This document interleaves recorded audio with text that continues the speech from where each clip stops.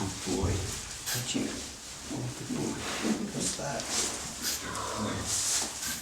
that? It was at a stage of my career where I hadn't done anything monumental. I'd always wanted to do something big. The nature of bronze casting, it's an expensive game, so it's quite hard for me as a sculptor to do it off my own back. Yeah. So to have a commission like this, that was so exciting. It was such a big project. You know, it's to put it in perspective, I use normally about 250 kilograms of clay in a year. On this project, I use 6.5 tons in 6 months. So it puts it into perspective.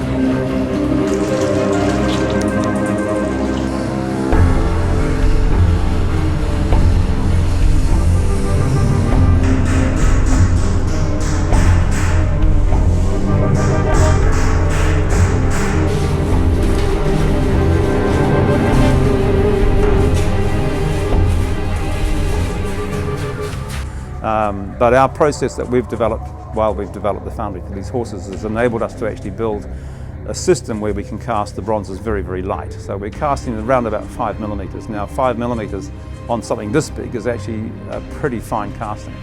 So we're quite pleased with that actually, so it's quite nice.